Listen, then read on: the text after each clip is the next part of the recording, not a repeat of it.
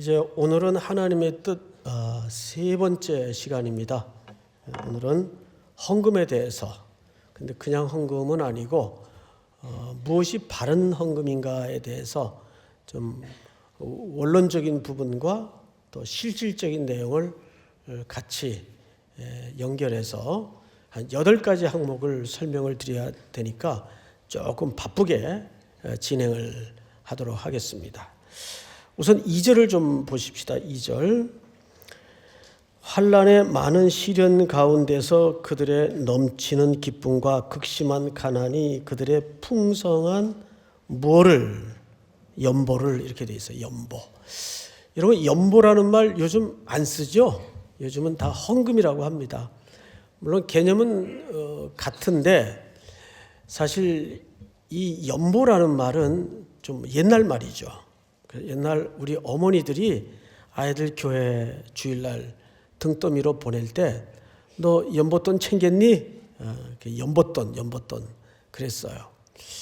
근데 이 연보라는 말을 한자 말로 그냥 풀어서 놓자면 이런 뜻입니다.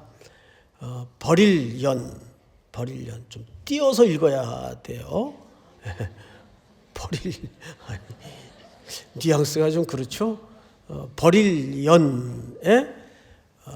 보는 도울보, 그러니까 이런 뜻이에요. 나를 버려서, 그러니까 내 것을 들여서 다른 일을 도운다, 그 뜻이에요. 그러면 이 신학적 기초가 어디에서 뿌리한 표현인가를 아는 게 참 중요하겠죠? 오늘 본문 첫 절에 보시면 이렇게 되어 있습니다. 9절이죠. 우리 주 예수 그리스도의 은혜를 너희가 알거니와 부요하신 이로써, 이 말은 예수 그리스도를 가리키는 거예요. 부요하신 이로써 너희를 위하여 가난하게 되심은, 그러니까 예수님은 부요한 자이신데 자기를 버렸어요. 그렇죠? 자기를 버려서 누구를 부요케 만들었습니까? 저와 우리 모두를 부요케 만드신 거예요. 그러니까 연보라는, 헌금이라는 이 개념 안에는 이것이 가장 중요한 신학적 기초입니다. 그러니까 우리의 참된 연보는 누구이실 수밖에 없습니까? 그리스도예요. 그리스도는 우리에게 참된 연보가 되어주신 겁니다. 그러니까 연보는 교회가 좀 어쨌든 하나의 단체니까 경영을 위해서 우리가 십시일반 도와야 되는 게 당연하지, 그건 돈이 필요한 겁니다. 연보라는 것은 그런 개념이 아니고 우선 신앙 고백이에요. 그리스도께서 부요하신 이로써 나를 위해 자신을 버려 내가 부요케 되었습니다. 구원 고백이에요. 믿습니까? 이것이 연보라는 의미 속에 담아진 중요한 신학적 기초입니다. 자, 그럼 오늘은 일단 8가지 항목을 이제 하나하나씩 이론적인 것 더해서 또 실질적인 헌금을 어떻게 하는 것이 바르게 하는 것일까? 첫 번째, 띄워주세요. 한번 읽읍시다. 시작. 자원하여 드리라. 자원하여 드리라. 자, 여러분 3절 한번 같이 읽어보십시다. 3절을 시작. 내가 증언하노니 그들이 힘들어 할 뿐 아니라 힘에 지나도록 자원하여. 자, 힘에 지나도록 어떻게 하여? 자원하여. 제 기억으로도 제가 1년에 헌금에 관한 설교를 거의 안 하는 것 같아요. 왜 안 할까요? 헌금이 덜 소중해서 그럴까요? 아니요. 어떤 의미에서는 우리가 헌금을 하나님 앞에 드리는 신앙행위는 우리 신앙행위 속에 가장 중요한 행위일 겁니다. 그럴 수밖에 없어요. 근데 왜 송 목사는 1년 가야 한 번도, 겨우 한 번쯤 할까? 헌금 설교를 안 해요. 제가 설교 리스트를 쭉 봐도 한 기억이 거의 없어요. 왜 안 할까요? 헌금이라는 것은 강요나 인위적인 요구로 이루어져서는 안 되기 때문입니다. 왜? 덜 소중해서가 아니라 가장 중요한 행위이기 때문에. 그것은 인위적으로 강요하거나 설득을 해서 요구해서는 안 되는 것이, 여러분들이 하나님 앞에 신앙생활에 가장 소중한 행위이기에 그거를 박탈해서는 안 된다는 뜻입니다. 그걸 요구하고 그걸 강요하면 뭐가 되죠? 그건 박탈이 돼요. 요구하니까, 강요하니까 할 수밖에 없는 행위라면 그건 아닌 거죠. 헌금 행위는 여러분들의 신앙 행위에 가장 소중한 행위인데, 그걸 교회가 인위적으로 강요하고 설득해서 요구해서 이루어지도록 한다는 것은 그건 잘못된 거죠. 그런 의미에서 덜 중요해서가 아니라 어쩌면 역설적으로 가장 중요하기에 헌금 강조를 안 하는 겁니다. 그래서 스폴전 같은 분들은 심지어 이렇게까지 얘기했어요. 헌금을 바르게 가르치지 않는 목사는 참된 목사가 아니라고까지 얘기했어요. 그런 의미에서 헌금은 1년에 한두 번쯤은 무엇이 바른 헌금인가에 대해서 가르칠 필요는 있습니까? 없습니까? 그건 반드시 있습니다. 그래서 헌금은 첫째 기초 정신이 자원해서 드리는 거예요. 두 번째 띄워주세요. 시작. 감사하는 마음으로 드리라. 감사하는 마음이 헌금의 기초 정신입니다. 여러분, 헌금 중에 대표적인 헌금이 11조 헌금이죠. 그러면 상식선에서 한번 질문을 해볼게요. 11조가 성경에서 최초로 드려지는 현장이 창세기 14장입니다. 그러면 창세기 14장 위치면 모세의 율법이 제정되기 훨씬 이전입니까? 후입니까? 훨씬 이전이죠. 일단 그런 의미에서 상식적으로도 11조는 율법이 아니에요. 그러면 11조는 무슨 정신이 기초인가? 자, 어느 날 급보가 들어왔어요.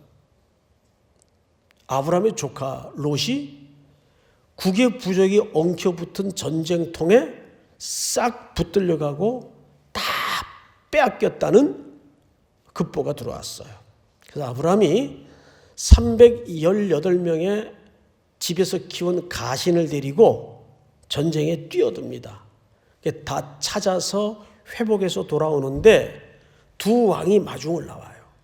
한 사람의 이름은 멜기세덱, 한 사람의 이름은 소돔 왕입니다. 그 중에 멜기세덱이 승리를 가지고 돌아오는 아브라함을 향해서 이런 얘기를 해요. 자, 띄워주세요. 살렘 왕 멜기세덱이 떡과 포도주를 가지고 나왔으니 그는 지극히 높으신 하나님의 제사장이었더라. 이 멜기세덱은 히브리서 7장에 보면 아시는 것처럼 예수 그리스도의 예표입니다. 다음 절. 그가 아브라함에게 축복하여 이르되 천지의 주제이시오. 이 천지의 주제라는 말은 영어 표기로 하자면 로드십. 그러니까 만물의 주인이신 하나님이여, 그 뜻이에요. 만물의 주권자이신 하나님이여, 지극히 높으신 하나님이여, 아브라함에게 복을 주옵소서.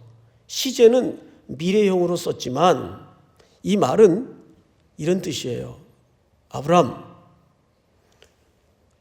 너의 이 승리와 모든 결과와 획득은, 소득은 네가 숫자가 많거나 전략이 뛰어났거나 유난히 용맹해서가 아니라 천지의 주권자이신 하나님께서 네게 복을 주신 것이다. 네게 은혜를 주신 것이다. 이렇게 가르쳐 준 거예요. 그러자 다음 절 시작. 너희 대적을 내 손에 붙이신 지극히 높으신 하나님을 찬송할지로다 하매 아브라함이 그 얻은 것에서 10분의 1을 멜기세덱에게 주었더라. 최초의 11조가 드려져요. 근데 여기 보니까 너희 대적을 네 손에 붙이신 지극히 높으신 하나님을 어떻게 할지로다? 이 찬송이라는 단어가 히브리 어근을 보면 어떤 단어와 혼용해서 쓰는가 하면 감사. 그러니까 11조는 율법입니까? 감사입니까? 감사 정신이에요. 그러니까 모든 헌금 행위는 감사 정신이에요. 축복의 시드머니가 되어서는 안 돼요. 11조 하면 하나님이 복을 주시고 안 하면 4대가 망하고 이런 거 아니에요. 예? 그거를 율법주의라고 합니다. 그거를 샤머니즘이라고 합니다. 11조 정신에 대해서 따로 설명드릴 기회가 또 있겠지만 오늘은 11조 자체로 들어가지는 않겠고 어쨌든 대표적인 헌금인 11조부터 모든 헌금은 결국 감사 정신에서 기초하는 거예요. 그런 의미에서 여러분들이 오늘 본당에 들어올 때 주일 헌금 하셨나요? 예, 하신 분들도 계실 거고 깜빡 잊은 분들도 계실 거예요. 이 부분에 대해서도 이제 8가지 순서에 따라 자연스럽게 설명을 드릴 겁니다. 세 번째 띄워주세요. 뭐 하는 마음으로 드리라? 희생하는 마음으로 드리라. 여러분,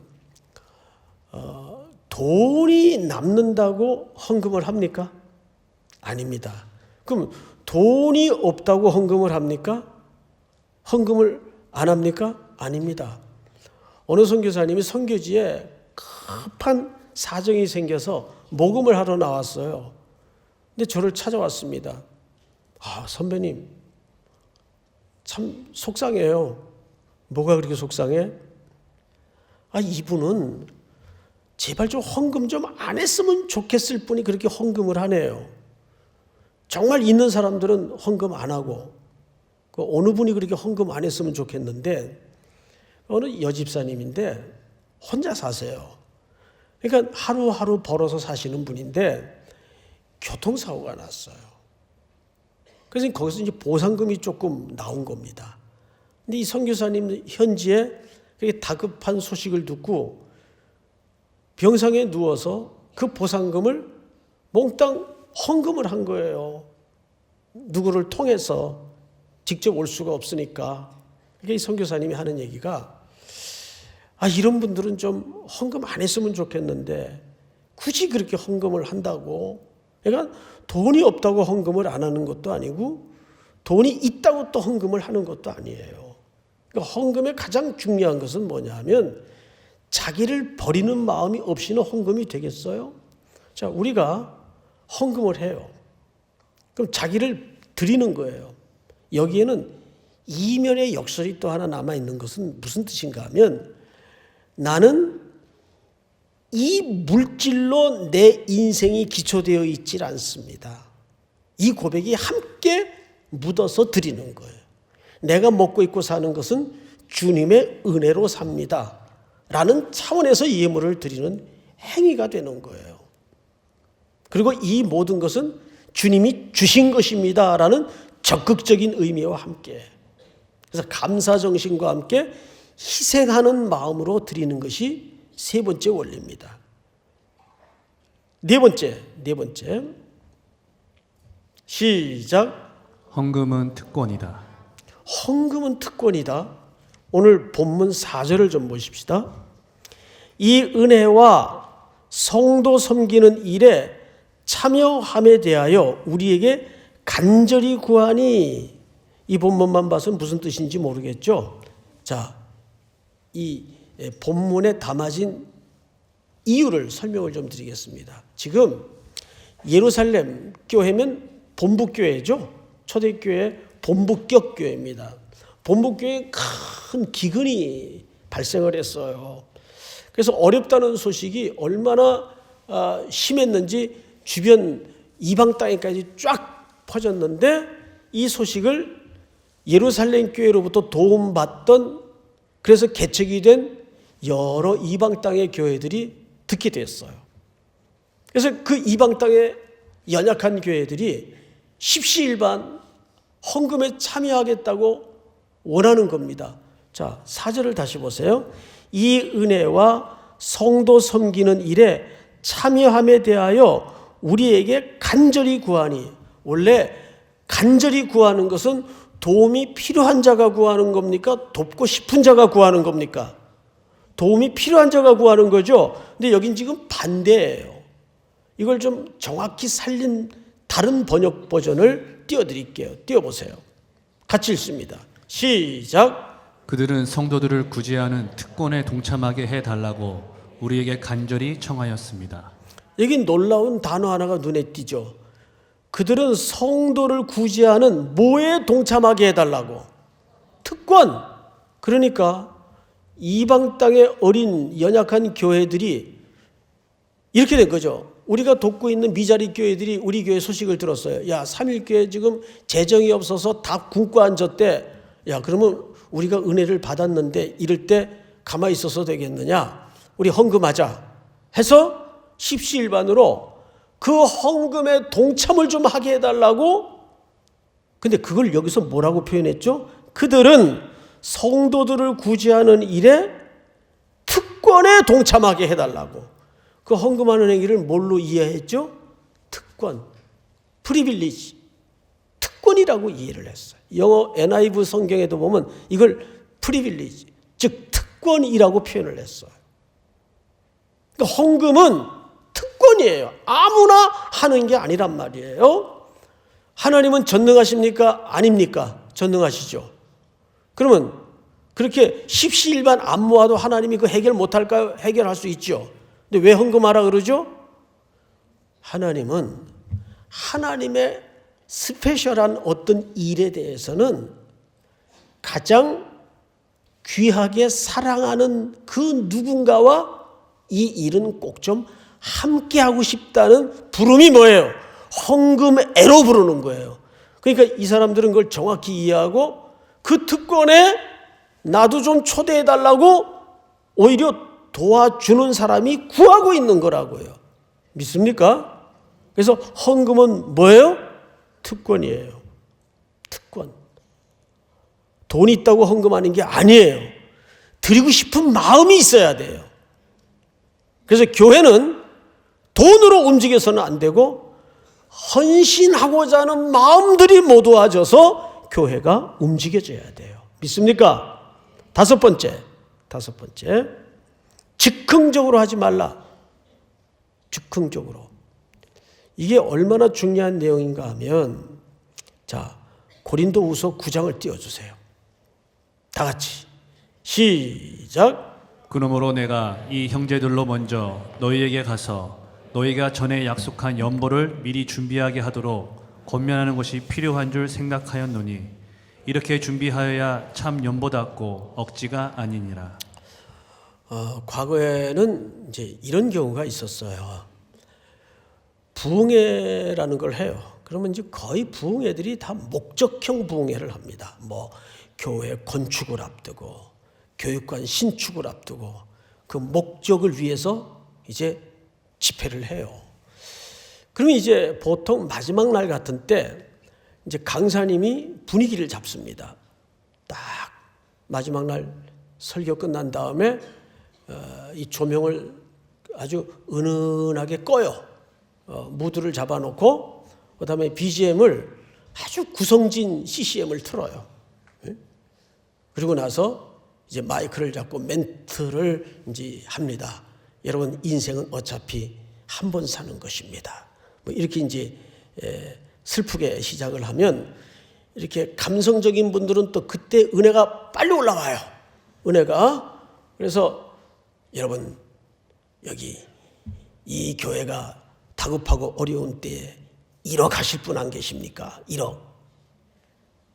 다 눈 감으라 그래 놓고 아무도 손 안 들었는데 예 감사합니다. 감사합니다. 그러면 이제 눈 감고 있다가 아 이거 어느 인간이 또 손을 들었어. 응? 나도 체면이 있는데 나도 해야지. 그러고 나중에 또 손을 들어요. 이게 이제 즉흥적으로 하는 거예요. 즉흥적으로. 이 부녀자들이 그런 집회에 참여했다가 계획도 없이 막 은혜 받은 대로 즉흥적으로 막 작정을 해요. 어느 날 남편이 가계부를 정리하다가 보니까 큰 돈이 비어. 여보, 이 돈이 비어. 이게 어떻게 된 거지? 우물쭈물하다가 사실은 지난번 부흥회 때 은혜 받은 김에 작정한 거 헌금했어. 그러면 남편하고 의논도 없이 그런 큰 지출이 발생했을 땐 믿는 남편도 확 열이 받는데 믿지 않는 남편이 그걸 겪었을 때 열 받을까요? 안 받을까요? 열 받죠. 열 받죠. 그러면 어떻게 되죠? 애꿎은 이제 목사 죽인다고 교회로 와요. 예? 그러니까 이게 즉흥적인 헌금 때문에 벌어지는 불행한 일들이에요. 왜 귀중하고 소중한 드림과 헌신을 그렇게 망가뜨립니까? 그래서 사도 바울이 아까 그 본문을 다시 한번 띄워주세요. 너희가 전에 약속한 연보를 미리 준비하도록 권면하는 것이 필요한 줄 생각하였는데 이렇게 준비하여야 참 연보답고 억지가 아니니라. 자, 연보는 절대 그래서 억지로 드려서는 안 돼요. 미리 준비해서 자기 형편에 맞게. 그리고 믿는 부부면 충분히 배우자와 의논을 해서 드리는 것이 그게 맞는 질서입니다. 한 군데만 더 볼까요? 고린도전서 16장을 띄워주세요. 성도를 위하는 연보에 관하여는 내가 갈라디아 교회들에게 명한 것 같이 너희도 그렇게 하라. 시작. 매주 첫날에 너희 각 사람이 수입에 따라 모아두어서 내가 갈 때 연보를 하지 않게 하라. 내가 갈 때 연보를 하지 않게 하라는 말은 무슨 뜻인가 하면 사도 바울이 가서 이제 그 회중 가운데 앉아 있어요. 그러면 연보 행위가 시작이 될 때 어떻게 되겠어요?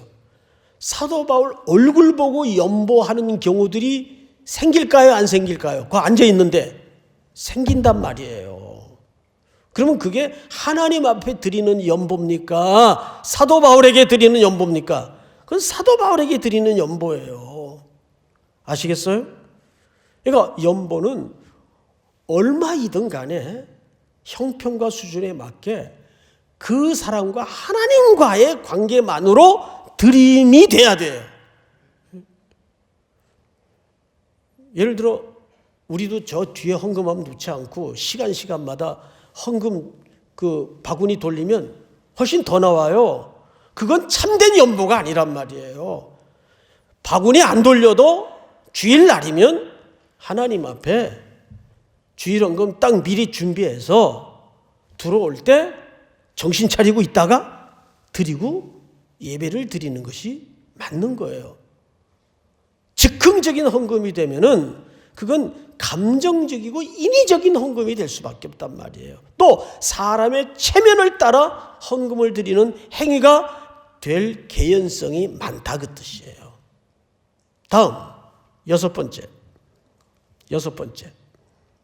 시작. 잘못된 동기로 하지 말라. 자, 대표적인 사례가 사도행전 5장의 아나니아와 삽비라의 사건이에요. 교회가 사람들이 많이 모여드니까 구제할 일이 많아졌고 음식을 해서 먹여야 되니까 엄청난 재정이 당연히 들죠. 그러니까 아나니아와 삽비라가 작정을 하고 밭을 팔아서 그걸 그대로 다 드렸어야 되는데 견물생심이라고 돈을 손에 주니까 좀 아까웠던 모양이죠.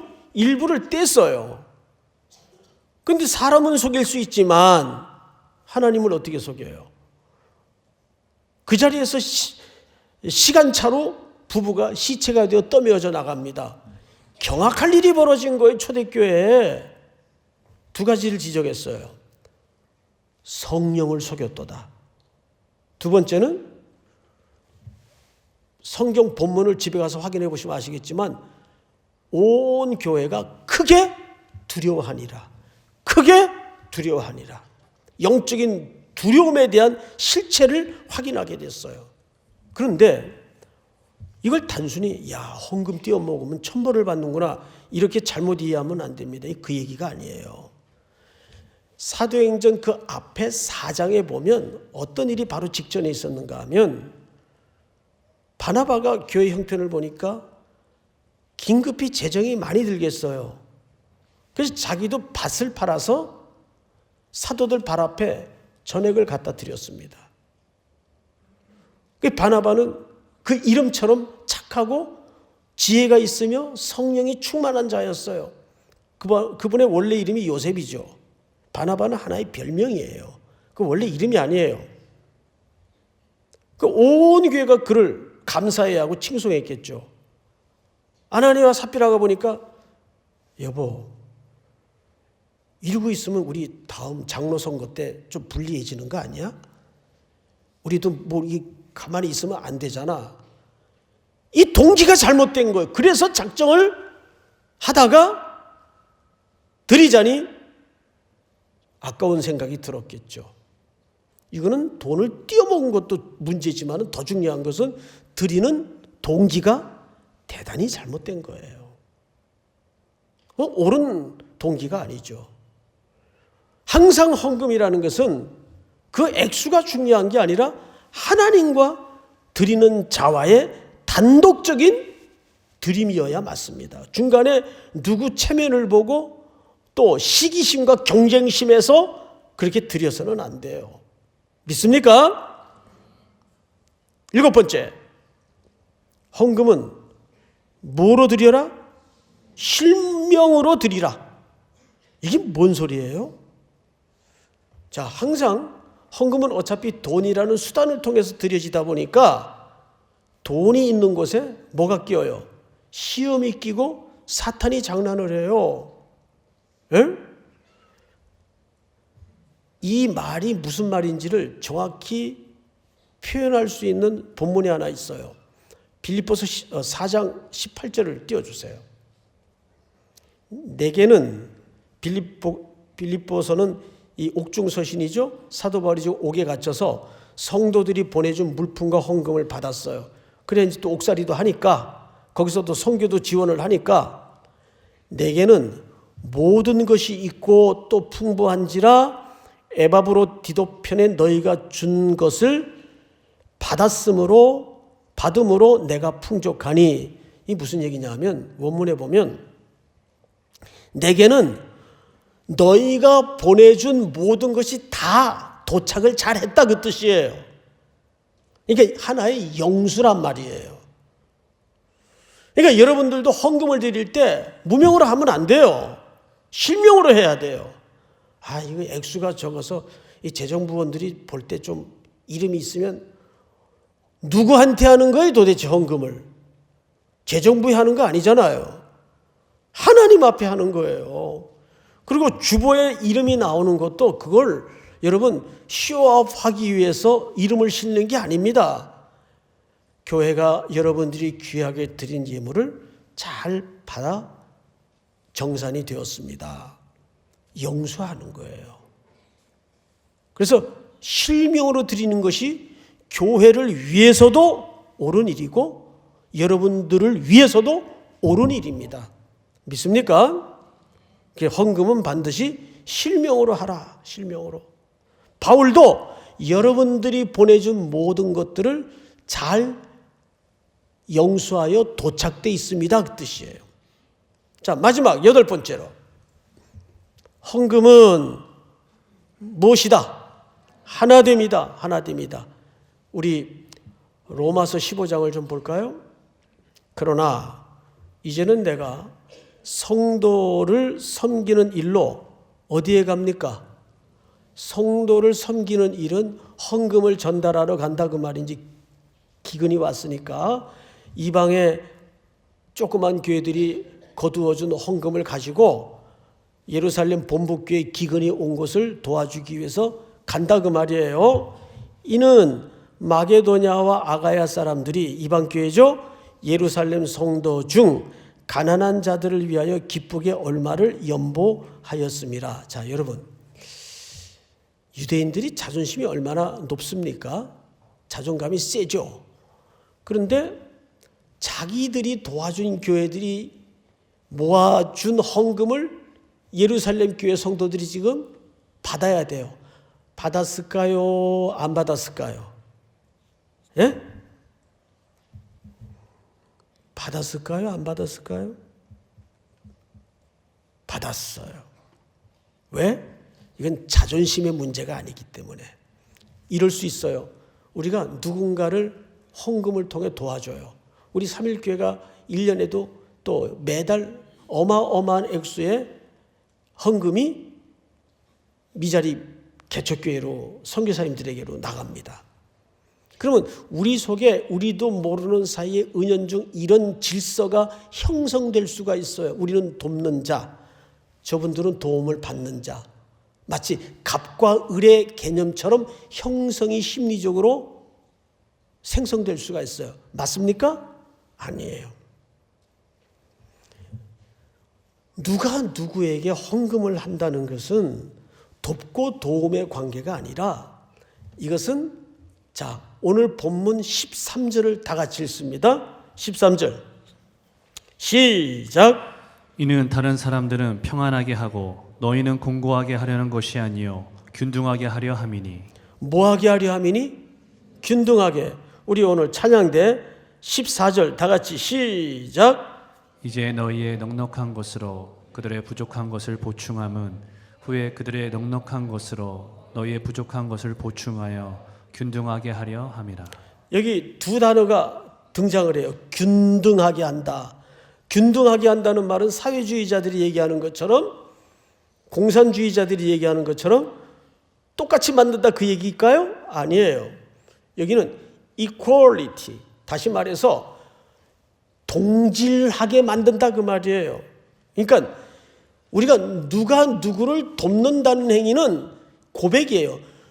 그대들과 우리는 이제 하나입니다를 확인하는 작업이에요.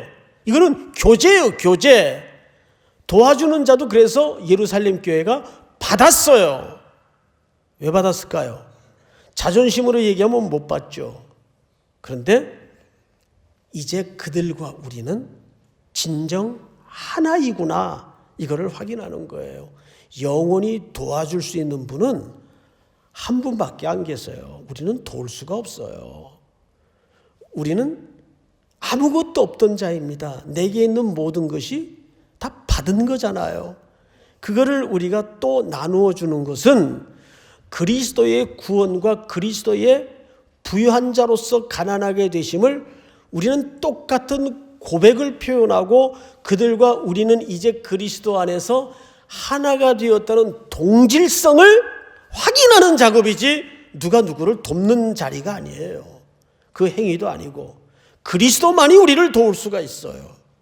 이것이 헌금의 행위 속에 담아지 가장 중요한 핵심 가치입니다. 믿습니까? 오늘 이 말씀이 2020년 우리의 헌금 생활을 바로잡는데 귀하게 순종되어질 수 있기를 축복합니다. 우리 다 일어나십시다. 주가 일하시네.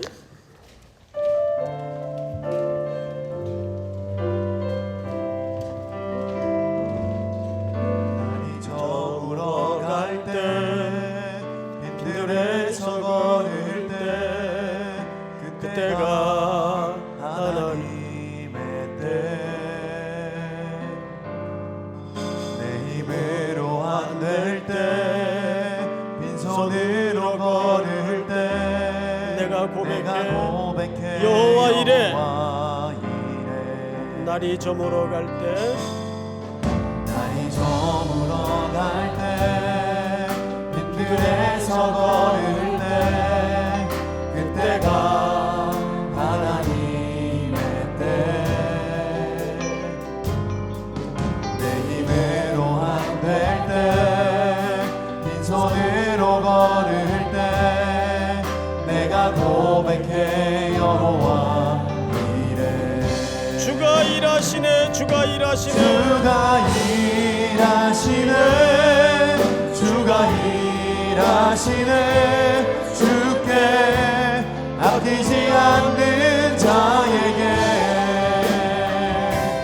주가 일하시네 주가 일하시네 신뢰하려 없는 자에게 주가 일하시네.